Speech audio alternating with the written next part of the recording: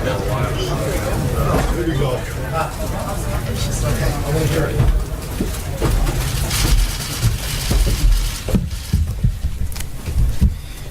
Good afternoon, everyone.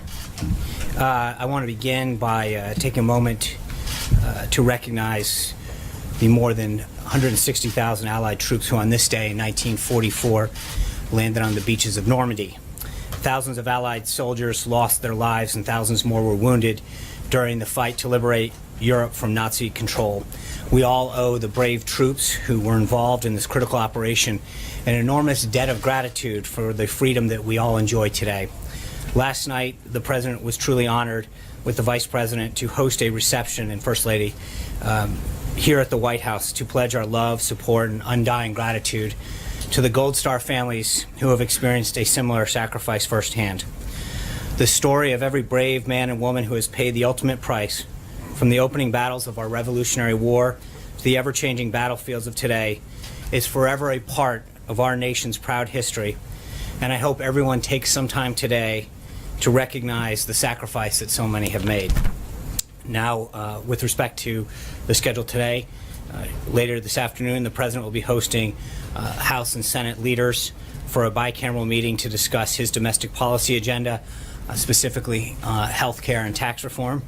And later this evening, he will host a bicameral dinner of Republican members to discuss his recent overseas trip and the foreign policy challenges that he's ready to work with them to tackle. President Trump, as you know, has already signed in 36 individual bills into law, 14 under the Congressional Review Act. He passed the repeal and replace of Obamacare through the House, and the President has embarked on a historic first trip overseas, showing how quickly and decisively he's acting to rebuild America's standing in the world. And we've become the first administration since 1881 to confirm a Supreme Court justice within the first 100 days.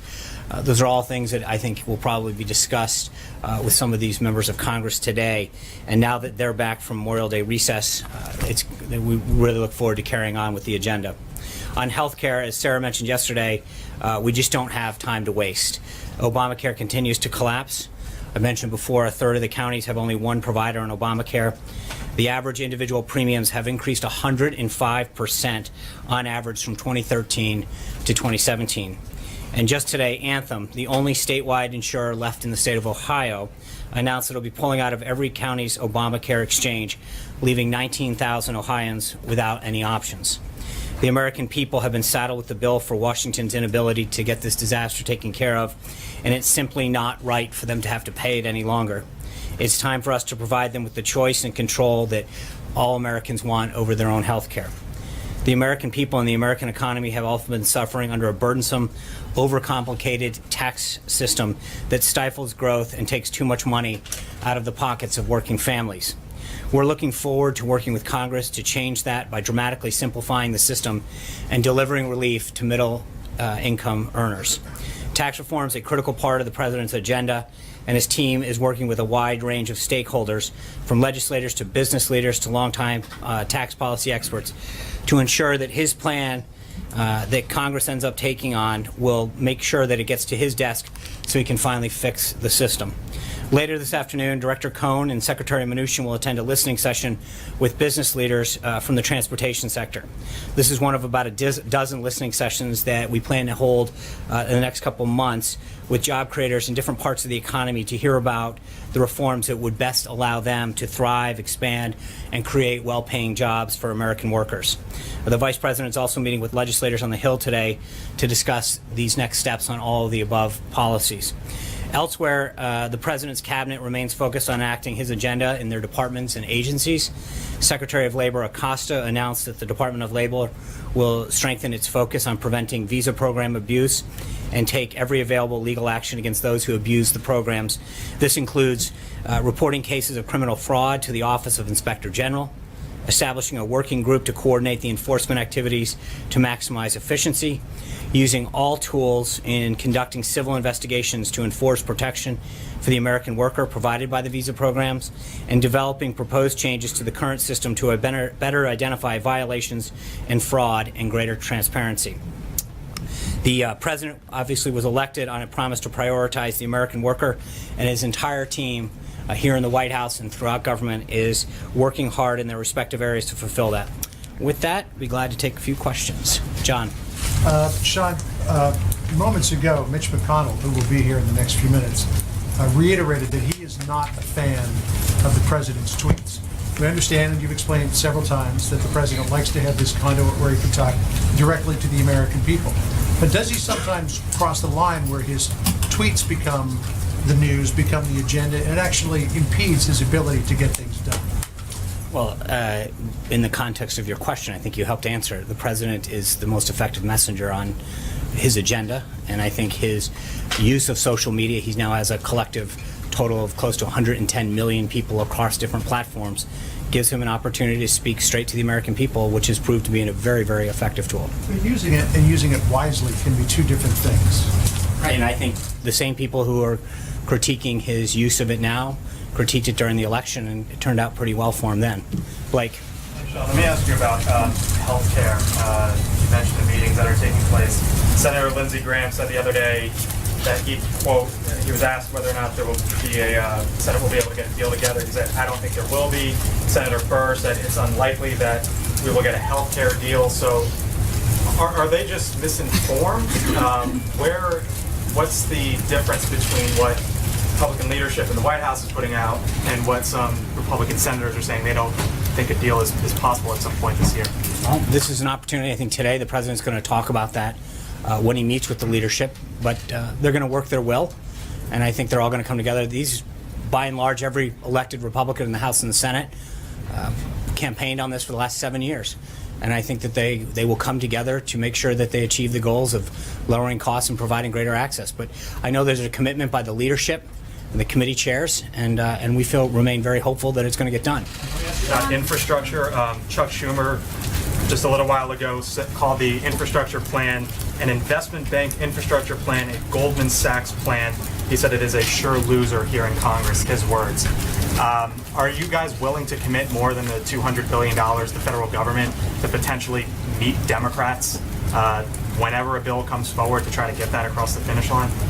Well, look, I think the American worker and our infrastructure are the president's priority in this, putting people back to work, establishing, fixing those roads and bridges that allow our economy to thrive and grow. He's talked, the president that is, has talked about the impact of, broken bridges and bad roads have an impact on the economy and the ability to people to deliver goods to market. So he's going to create that public-private partnership that ensures that we maximize dollars, that we put people back to work and get things done. And you saw that yesterday in the air traffic control proposal they put forward, where you had union support, you had bipartisan support, because the president's approach at this is that of a businessman, of understanding how you can utilize that public-private partnership to maximize dollars, put people back to work, and not just transfer federal dollars to state dollars, which doesn't really have the same economic impact as really engaging the private sector in this. And let me ask you one question about tax reform. Jamie Dimon said today, quoting from him, the urgency for tax reform cannot be overstated. Here we are in the early phases of June. Again, nothing concrete at this point. Where is the urgency at this point from the administration? Well, again, that's a subject that's going to be discussed today with the leadership. Something the president's talked about. As I just mentioned, Secretary Mnuchin and Director Cohen have been out talking to industry groups. We haven't had comprehensive tax reform since 1986, so it is something that is a big undertaking. When you're talking about the magnitude of this, both on the corporate side and on the individual side, and the impact that it's going to have on our economy and job creation, we need to get this right. We need to involve stakeholders from a variety of backgrounds to make sure that we get it right, and that's what the president and his team are doing. I want to talk to, someone asked the other day where our Skype folks are. I just want to make sure. David from Fox 29 in Philadelphia. Sean, thank you so much for taking the time here. We really appreciate it here in Philadelphia and the greater Delaware Valley. We do have a question about the president's budget proposal, specifically the proposal to eliminate the deductions for local and state taxes, property taxes. In New Jersey, folks reportedly pay the highest amount of property taxes in the nation. There was a Quinnipiac poll that said 57% of folks surveyed do not support the proposal to get rid of those deductions. So the question is, what do you say to the folks who are worried they may take a major hit here? Well, David, thank you for asking. I think if you look at the principles outlined by Director Cohn and Secretary Mnuchin when they talked about the president's tax reform agenda, one of the principles was increasing the standard deduction. So for a middle-income family, you're talking about a doubling of that to $24,000. We estimate that about 95% of the folks that file now would not take individual deductions because of the large increase that would happen.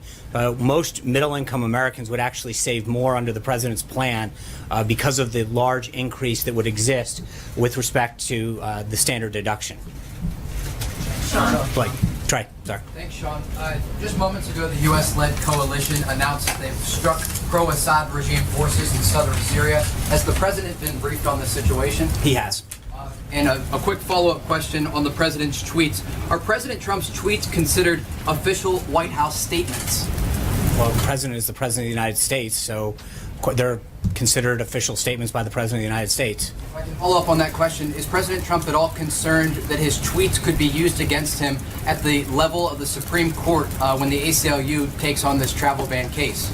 Well, I think we've made it clear with respect to that that the court should follow the law. And I think the danger is real, the law is clear, and there's no question that we should prevail at the Supreme Court. Amen. Thank you, Sean.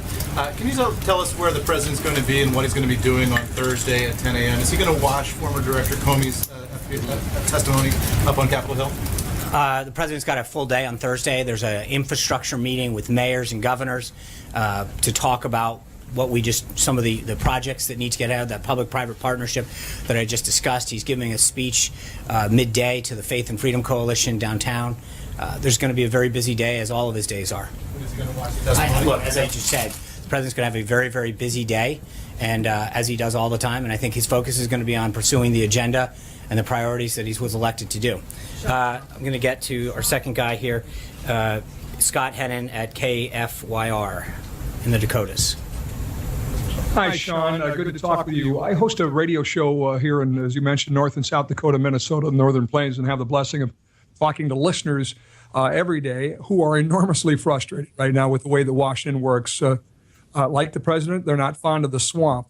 I'm curious if the infrastructure debate will be different. The president focusing on that. Our governor will be part of the governors and mayors that are coming on Thursday. Does he believe infrastructure is more than roads and bridges, like UAS and drones, autonomous vehicles, pipelines, broadband, flood protection, which is all creating jobs here right now? And will the infrastructure debate be better received there than the healthcare and tax reform debates have been so far? Might it be the chance you have to begin draining the swamp? Well, thanks for the question. As you know, your governor will be here on Thursday with a variety of other governors and mayors to talk about infrastructure. That'll be an opportunity for your governor to talk about the challenges that you guys face in the Dakotas. I know in North Dakota alone, there's several critical projects in both roads and bridges that need to get addressed, how the governor prioritizes them. But one of the issues that has been discussed with respect to the president's infrastructure plan is creating different pools of projects that allow for innovation, allow for prioritization. And so that will be something that, again, is in partnership with localities, with states, to figure out what their priorities are, what they can do to help raise the necessary funds, and really do this in a business-like, innovative way. So we've got a ways to go. Mara? Sean, thank you. In Saudi Arabia, the president signed a lot of letters of intent with the Saudis to buy American weapons. Have there been any actual contracts signed yet with Saudi Arabia? And if not, when will they be? That's a great question. I think the Department of Defense was the lead on that. So there were two sides. We had about $110 billion of defense procurement items that were military sales with Saudi Arabia initially that was totaled up to $350 billion over the next couple of years. The immediate $110 million, I believe, were signed right then. Actual contracts? I believe so. That's something that you should follow up with the Department of Defense. The totality of that could lead to about $350 billion over the next few years. And then there's another almost over $350 million on the commercial side that the Department of Commerce can probably provide you a better list with that's separate. You're saying there are actual contracts right now? I don't. There were agreements with the Department of Defense. The Department of Defense took the lead on that. I don't know what was actually signed. I know that there were two pieces of this, as I mentioned, the defense side and the commercial side. You saw, at least through the pool, there was press in the room when the commercial side was done. I believe most of the defense stuff, the initial $110 billion of the 310, I believe, was up front and done. Sean. I wanted to ask about the President's tweets this morning on the Saudi-led isolation of Qatar. I had two questions. The first was the President seemed to be taking credit for the action, so I'm wondering if the White House actively encouraged sort of rupture among the Gulf states, and did the President or anybody in the administration speak to the Saudis before it happened about what was going to happen? This issue is not new. It's been there's been tension among Qatar's neighbors for quite some time, and the situation was notified through proper diplomatic channels. The United States continues to be in close communication with all the parties to resolve the issues and restore cooperation, which is so important to regional security there. I think that there is note that his message of toughness on terror finance and extremism is being heeded by countries in the region. But the U.S. still wants to see this issue de-escalated and resolved immediately, keeping with the principles that the President laid out in terms of defeating terror financing and extremism. So, sorry, can I just, well, there's a lot of concerns in Qatar that the move, especially with the support from the President, is aimed at removing the Emir or his family from power. Considering that the President believes that the government there is financing terror groups, would regime change there be beneficial or detrimental? The President had a very, very constructive conversation with the Emir during his visit in Riyadh. At that time, he was very heartened by the Emir's commitment to formally joining the Terrorist Financing Targeting Center and showing their commitment to this issue. Sean, the China. Sorry, you next. Yeah, well, you got Major first. So you mentioned tax reform at the top. Mark Short had a little bit of trouble yesterday trying to resolve what the administration's position on revenue neutrality is. And the reason I raise this is Mick Mulvaney last week was quoted as saying, several folks in the White House have said they are interested in pushing a larger tax bill that would add to the deficit. That's Mick Mulvaney talking about the deliberations here about what this ultimate package would look like.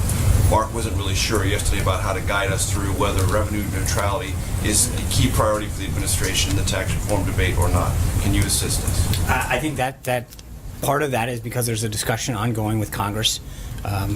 Director Mulvaney, Secretary Mnuchin, and others, Gary Cohn, are working with Congress to talk about the plan going forward. So that's a conversation that, as I mentioned at the top, the President's going to have a conversation in the next several minutes with House and Senate leadership, and that will sure be a topic that they will discuss. So an increase in the deficit is something that the administration would find acceptable with tax reform?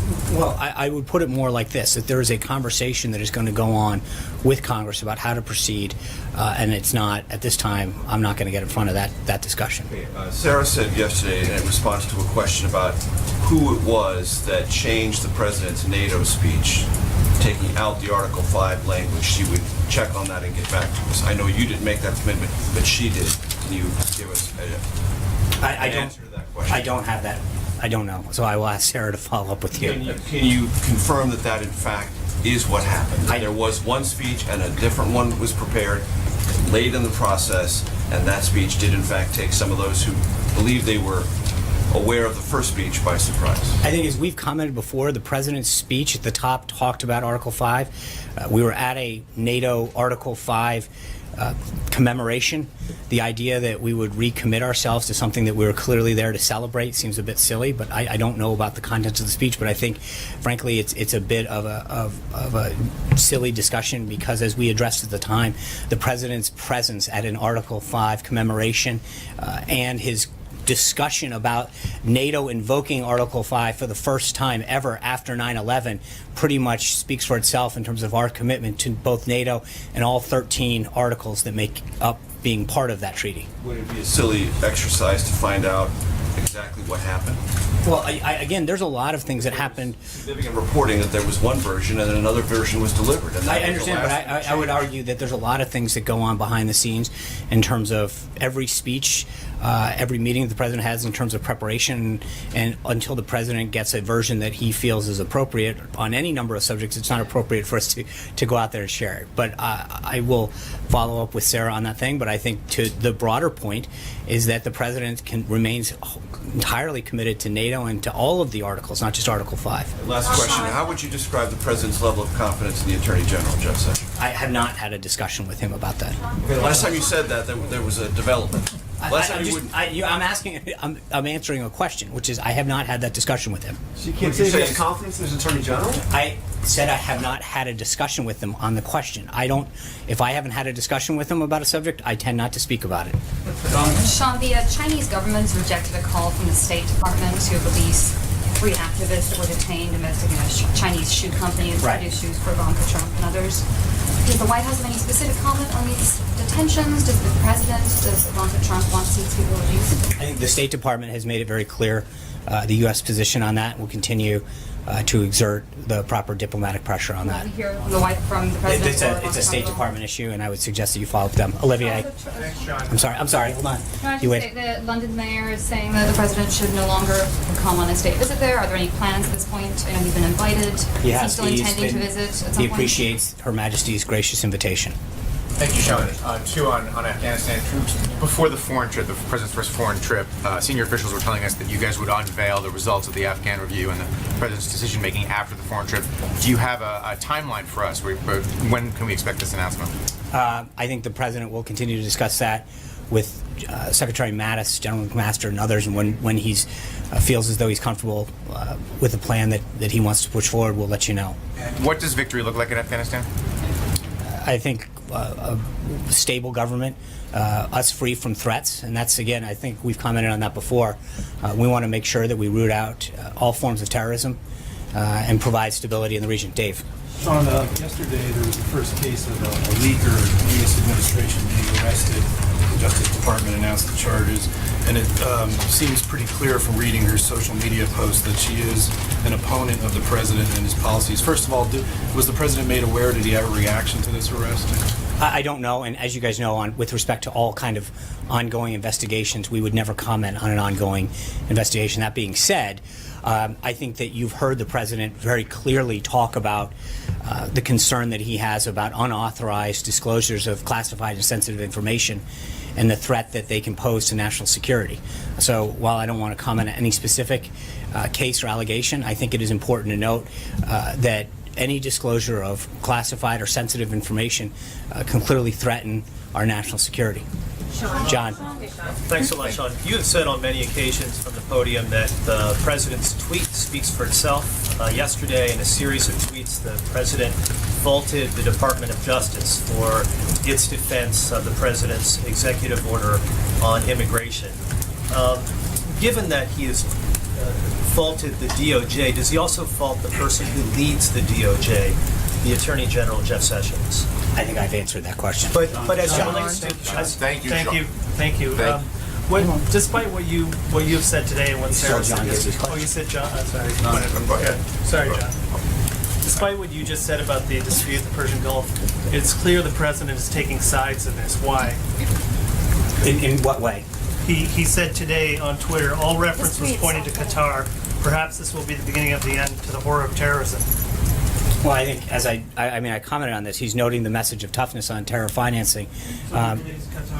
No, that's not what I said. I think he had a very productive discussion with the Emir during his visit in Riyadh. He was very pleased that they joined with the other Gulf nations in their support of the Terror Financing Center to root that out, and he's pleased with the movements he's taken. But obviously, he is very concerned about terror financing and stomping out ISIS and all forms of terrorism. John Gizzi. Yeah, thank you, Sean. 2 questions. First, is the president comfortable with Robert Mueller as the special prosecutor, and does he believe that a president has the right to replace the special prosecutor if he or she exceeds his mandate in that position? I literally have not had that kind of conversation. I have not discussed that with the president. Right. My other question is this. On Sunday, the president put out a very forceful commemoration of the Battle of Midway 70 years ago. He did not know anything about the 25th anniversary of Tiananmen Square in China, the uprising, the building of the Goddess of Liberty. Is there going to be any statement about the brave uprising in China of a quarter century ago? I'll look into that, John, for you. With that, guys, I know the House and Senate leadership are here, so thank you guys very much. Sean, come on.